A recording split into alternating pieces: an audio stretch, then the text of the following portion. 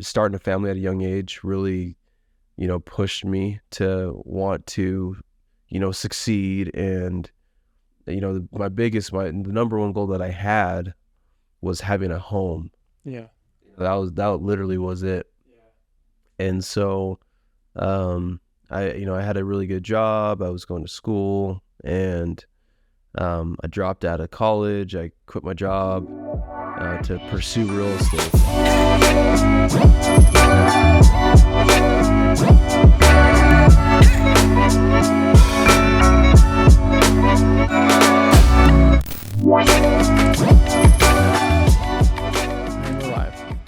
Hey everybody, my name is Marek Davis with Living Idaho Real Estate, as well as I am an investor. I am going to be your host. I've got Jeremy Vasquez here with Vasquez Tech. He's going to be the host number 2 as well. Co-host, yes sir. We're going to be doing some podcasts.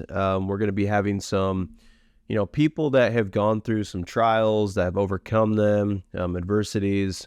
We also want to have some people on here that can give value to others in need. We're also going to have business owners and influential people in the community be on our podcast. So I'm really excited to get this finally started. It's been a long time coming. It's been in the mix we've been talking about this for over a year.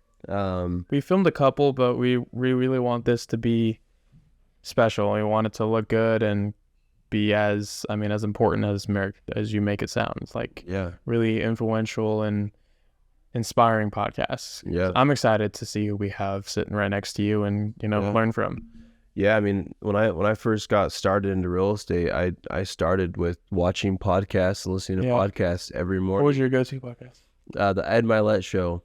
Oh, okay. Ed Milet. Yeah, I just started listening to him. Yeah. After you came back from your event you went to. Yeah. Man, he is smart. Yeah, that guy is. He went through a lot of adversities as a child. Yeah. His dad was an alcoholic. His grandfather was an alcoholic. His great grandfather was an alcoholic, and he went through a lot of trials as a kid. And he's one of the more successful people that I know of in the U.S. So. You got to see him at EXPCon or EXP Summit. Yeah, so I got to see him at EXP Summit. I also got to see him back in January at MenaceCon that I went to back in Arizona. Oh, nice. Okay. So, yeah. I've also been able to see Tony Robbins. Tony Robbins is one of my favorite people to listen to, too. He gets you going. But let's just dive in. Episode number 1. Episode number 1. Yeah, we got some exciting hosts coming, or exciting guests coming to the podcast. What I just kind of want to pick your brain about and just lead us into a good start for the podcast. So you're a realtor. How long have you been in real estate? So I've been in real estate since 2018. I could go into that story in itself, but it'd take quite a bit of our time today. But I got my license in 2018. I've been, going ever since. So it's been fun. It's been hard. But it's been very, I feel very rewarded. And I'm very thankful for getting into real estate. Who was like the main influential person that kind of put you into real estate? Like, who was that one person who was like, I got to pull the plug now? Like, this is, so I think it all started with, I had a daughter at a young age. Yeah. I found out my girlfriend was pregnant when I was a senior in high school. And starting a family at a young age really, pushed me to want to, succeed. And, the number one goal that I had was having a home. Yeah. That literally was it. Yeah. And so, I had a really good job. I was going to school, and I dropped out of college. I quit my job to pursue real estate. What were you going to college for? I was going to college to become either a chief financial officer, so a CFO of a company, like a bank or, any other company. Yeah. Or, a COO, chief operating officer. Officer, yeah. that was my goal. So I was going to school for business management and finance. So what like, was there like a company that you wanted to work for? I mean, was that like your main dream? Like, No, it was one day I was going home from college, and I had a bunch of homework, and I was stressed out about my homework because I do not like homework. no one does. And I just remember going to my in-laws' house and talking with their neighbor, and she could tell that something was off with me. And I ended up calling my stepdad, telling him what was going on. I called my biological mom, told her what was going on. She said, you should pursue real estate. I think you'd be really good at it, because she's in real estate. Yeah. She's a property manager, real estate agent. My biological dad, he's also a real estate agent with the XP. He's in my. Oh, nice. Oh, did you recruit? Yeah, I recruited my dad. Can't get my mom to switch over. Who is she with? She's with just a small boutique brokerage. Oh, that's funny. Why wouldn't she come to the EXP? She says that she likes to keep her commission. Basically, they have a flat fee that they pay their broker, and they keep majority of their commission. Oh, okay. So she doesn't really do a whole lot of production, so it works. Yeah. But I talked to her. She said, get your real estate license, and so I told my stepdad. He said, if you're gonna get your license, I want you to go talk to Greg Johnston. Now, if anybody doesn't know who Greg Johnston is, you've been living under a rock. Yeah, no one knows who he is. You live in Pocatello and you don't know who Greg Johnston is. Yes, you must have seen his sign somewhere. He was the #1 real estate agent at Keller Williams in the Northwest region for many of years. My parents had bought their houses through him. My adopted parents that live in Pocatello, they had bought a home through him, and they said, you need to go talk to Greg if you're gonna get your license. So I literally went down to Keller Williams, talked to Greg. He said it was an easy business. So I went back the next day. Easy business. I left Keller Williams after I got done talking to him, went straight back to Idaho State University, talked to the counselor, and told him I was withdrawing from college, enrolled in real estate school 3 weeks later. Nice. Yeah. So I was back in 2018. I was 18 years old. No regrets? No regrets. No. One of the things so I'm kind of new to this, but since I started working with you, real estate just seems like such a fascinating thing for anyone, whether you're a realtor, you're an investor, or even just a homeowner. I mean, that's the American dream, is to own a home. I don't own a home, I rent, but I have probably been more serious now than ever about buying a home. Yeah. The market's kind of weird, though. It's kind of weird. I mean, when I first started working with you, interest rates were like 2-3%, but there were no homes on the market. Yeah, we were sitting. I want to say when you first started working with me, we had interest rates were in between like 2.75 and like 3.25. Yeah. We had about 50 houses on the market at a given time. And now we're, sitting a little bit above 6%. We have over 150 properties on the market for selling here. Yeah. So it still is a seller's market. What do you think is better for just anyone in the market to buy or sell a home? More inventory or less inventory? What's kind of an easier situation for all the people? That question is kind of hard to answer. Yeah. I think that, it really comes down to your situation. If you're someone that wants to buy a home, and if you're renting, and if you've got great income, you've got great credit, and if you plan on being in the area for a while, for at least 2 to 5 years, I'd say you should probably go buy a house. Yeah. Especially in Pocatello. Yeah. If you're a seller, again, it comes down to your situation. But, even with where interest rates are at, if for some reason you need to downsize, or if you need to get a bigger home for your family, again, it comes down to your situation. Yeah. You gotta move forward, and you gotta sell the property, or get it on the market. because, you know, you can't let interest rates dictate decisions, in my opinion. Eventually they will go down, you don't know when. You never know when, but I mean, that's the federal government has hiked interest rates up to compete with inflation, and it's made it really unaffordable for a lot of people to even afford to buy a house. But there's options, right? I had never heard of a 2-1 buy down program. I had never heard of a permanent buy down. Are those ways for home buyers to, like, if I were to go buy a home that's under 300, say like 280, 285, like that house on Sherman, I actually kind of like it. It's kind of like a duplex. You can rent it out. It is a duplex. Okay. You can like rent it out. So if like I were like, Marek, I want to get a loan for $285,000, but interest rates are what, like 6%, 6.2, something like that. Again, depends on the loan. It depends. There's a variety of things it depends on. I'm not a lender, okay? So don't quote. Okay. Well, if I were to say I want to go and buy this home, what would a 2-1 buy down or a permanent buy down kind of look like? Yeah. So basically, how this works is we would negotiate in our contract for the seller to pay money towards the program.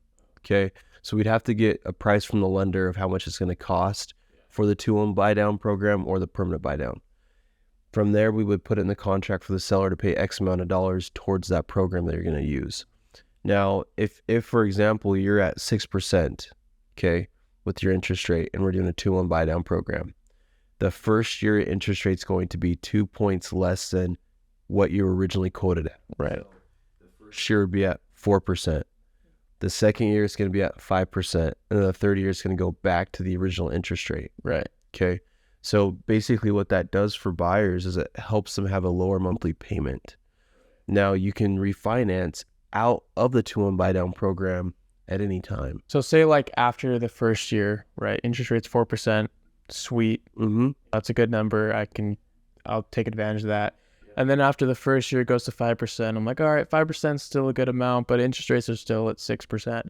But then the third year, it goes back to 6%, but interest rates are now at 4%. I can now refinance. Yeah, you can refinance at any time. Yep. Wow, that's actually pretty cool. Have you had any buyers recently do a 2-1 buy down? We've had a lot of buyers do that. A lot of first-time home buyers, because again, it comes down to the monthly payment. Yeah. I've had several buyers that have actually deterred away from even wanting to buy a home right now because of the interest rates and their monthly payment. But the 2-1 buy down program that we've used for these buyers has allowed them to have a cheaper, affordable monthly payment to get into the house now. Yeah. So yes, we've been using those several times. Interesting. I think that's kind of all it is just trying to get into a house now, because prices they seem lower than kind of in the last couple of years, or last year at least. I mean, they were pretty expensive last year. It seems like that, but we've actually kind of remained steady. And we are in a seller's market too. So in our last state meeting for our brokerage, we have 2.4 months of inventory left. So is that pretty high or pretty average, or what's that look like to? It's just that data just shows that it would take 2 months to catch up with the listings. So basically, that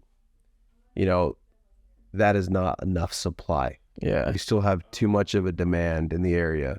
So what that means for you or anybody that's listening is that yes, we are still in a seller's market, where we still have a high demand. It's going to keep the housing prices remain at a consistent price, if not make them increase. Oh, okay, interesting. Because I don't know, like I saw TikToks pop up all the time of like houses in like Indiana or Texas under 300,000, brand new house. Mm-hmm. But then I see a house here for like 270, and it's like built in 2000. Yeah, that's a good deal. Mm-hmm. It's kind of still expensive, but to me, like I'm like, I could probably buy that. I think it really just comes down to supply and demand. Because like in those bigger cities, they have thousands and thousands of listings on the market. In our area, we don't have that.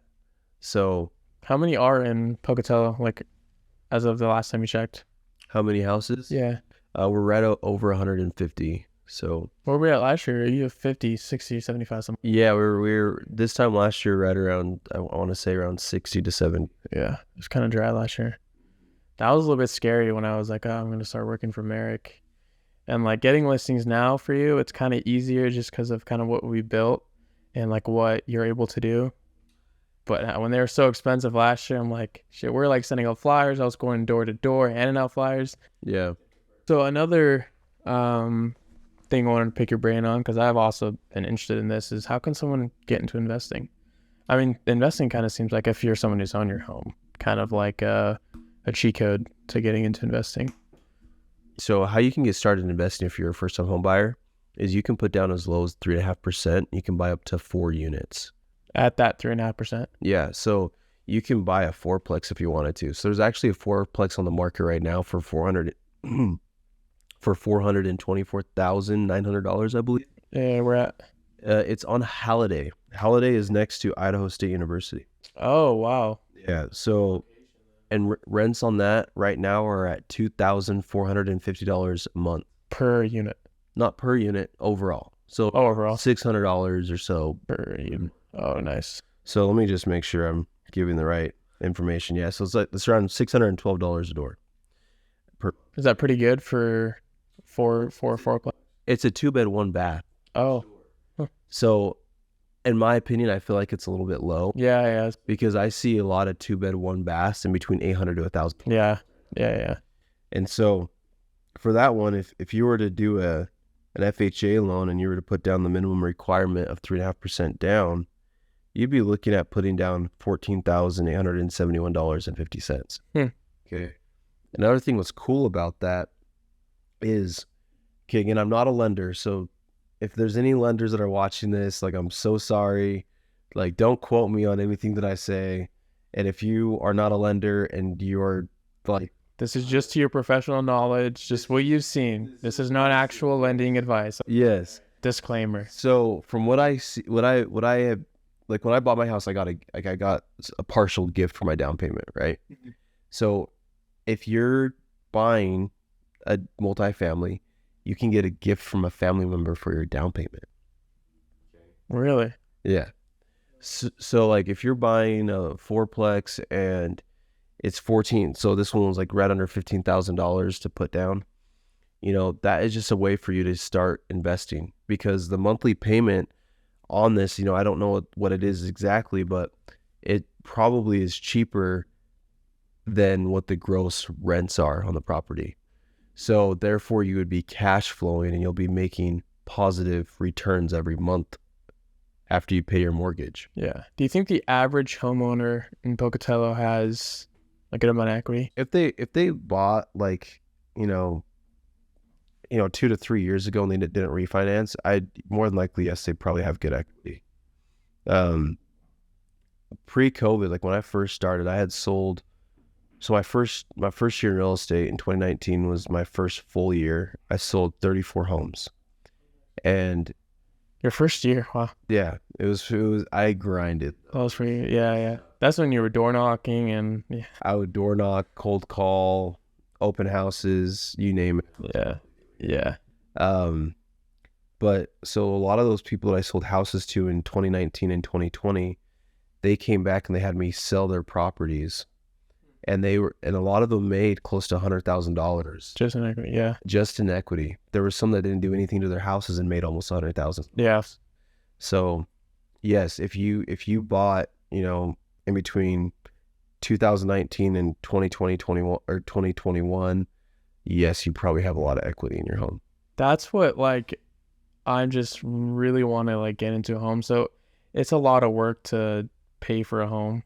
Just in general, homes aren't too cheap, but it pays off if you, especially in Pocatello, when you can make equity, a good amount of equity too, to if I bought a home 2 years ago or a year ago, I had $50,000, I could either take the cash out and just put whatever amount down into a duplex or something, or even just buy a duplex, sell the house, buy a duplex, and then just live in it. Well, and I had a lot of people that would, not a lot of people, but I had a few clients that what they did is when they bought in between 2019 and 2021, is they either refinanced their house out and used the equity that they had and put it towards an investment property, or they sold their property, went and bought a multifamily and bought another one. Yeah.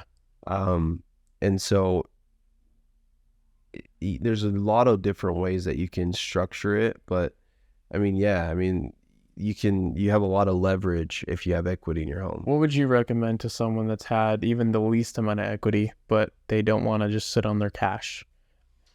Can they take out that money without having to refinance so they keep their interest rate? And you could do like a HELOC, and HELOCs are interest only payments.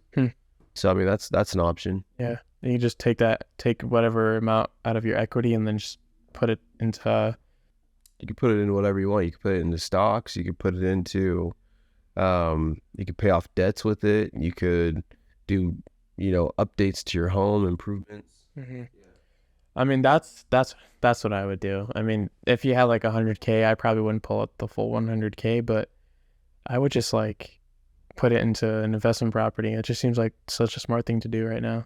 Do you have any investment properties right now? Or are you going to sell them? Or yeah, I've got several investment properties, and I've gone back and forth because I've got quite a bit of equity, but it's if I sell my investment properties right now, then I'm gonna get taxed for capital gains. Oh, okay. Just the power of real estate is huge, but you always. If you're a buyer or a seller, if you're a buyer, you always want to make sure you're buying the home for the right you always want to make sure you're buying the home for the right price. Yeah. If you're a seller and you're selling your home to, move equity around, or if you're trying to buy another property, just make sure that if you're working with a realtor, that you're getting a net sheet with your mortgage, with any liens, everything, so you know exactly what you're walking away with, right? So that there's no issues moving forward if you're going to go buy another property. Yeah. And just make sure that if you are upgrading to another property, that it's within your budget in terms of monthly payment. Yeah. The number one thing that you need to do if you're a buyer is you need to get pre-qualified. And what I mean by getting pre-qualified is go apply with the lender to just see where you're at, because the lender's job is, yes, their job is to, get the loan for you to buy a property, but their job is to advise you on things that you should do to improve your credit. Right, like if you have a bad credit score, right? Yeah, because if you like, let's say that you don't plan on buying a house for 6 months, you still go apply. Yeah, it's not just to see how much of a home you can afford, but it's to see if you're even if you can even qualify. So I would definitely do that if you're a first time home buyer or even a seasoned buyer and you're looking to buy a property this year. Go apply, see what you need to work on to get you in the best position when you are ready to pull the trigger and buy a property. Smart. I need to do that. Yes, you do. I will get that done because I do want to buy a home within the next year. Yeah. Just set a goal, man. Set a goal to buy one by the end of the year, and you'll do it. That's what's tough though. Like if I buy a house, I love that house on Brookstone and it was really good priced. And like that would have been like the most because I obviously would have had help. But I know when I asked you to buy, you told me, you're like, dude, you already know what I'm going to say. You get a duplex. I'm like, oh yeah, you're right. Well, I mean, if you're like, it really comes down to your situation, right? Yeah. But you're a single guy, you don't have any kids, I would go buy a duplex. Yeah. And let's say you get a girlfriend, you guys fall in love, you guys get married, have kids. Keep the duplex and go buy a permanent primary home that you're going to occupy and raise your family in. I really appreciate everybody that's on today. Again, we are going to be doing these podcasts on a regular basis.